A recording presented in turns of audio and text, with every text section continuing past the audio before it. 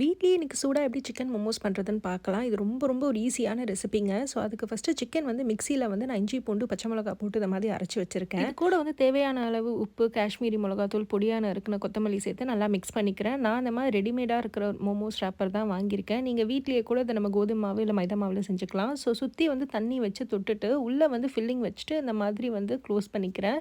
இது நீங்க எந்த டிசைன்ல வேணா பண்ணலாங்க. உங்க இஷ்டம் தான். ஸோ நான் வந்து இன்னொரு மாடல்லயும் அந்த மாரி பண்ணியிருக்கேன். இதுவுமே ரொம்ப ஈஸி தான் வந்து மடிக்கிறதுக்கு. ஆனா தண்ணி மட்டும் நல்லா தொட்டுக்கோங்க. கார்னர்ஸ்லலாம் ஃபுல்லா. ஸோ தட் நல்லா அது வந்து சீல் ஆகும். இத வந்து நான் ஒரு இட்லி தட்டுல தாங்க வச்சிருக்கேன். ஸோ இத வந்து நான் கொஞ்ச நேரம் ஸ்டீம் பண்ணி எடுக்க போறேன். இத நம்ம பாயில் பண்ணலாம், ஃப்ரை பண்ணலாம் நம்ம இஷ்டம் தான்.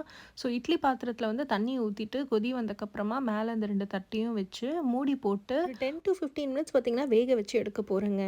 சூப்பரா நல்லா சுட சுடன்னு வந்து மோமோஸ் வந்து ரெடி ஆயிடுச்சு. எல்லாருக்குமே வந்து இது ரொம்ப பிடிக்கும். குழந்தைங்களுக்கு ஸ்பெஷலா நீங்க வந்து வெளியில வாங்காம இந்த மாதிரி வீட்லயே அவங்களுக்கு நீங்க ஈஸியா பண்ணி குடுக்கலாம். நான் வந்து பார்த்தீங்கன்னா, கொஞ்சம் மோமோஸ் ஃப்ரை பண்ணியும் எடுத்தேன். ஸோ இது கூட வந்து சைடா வந்து பார்த்தீங்கன்னா, இந்த மாதிரி காஞ்ச மிளகா போட்டு கார சட்னி தான் வச்சு சாப்பிட்டோம்.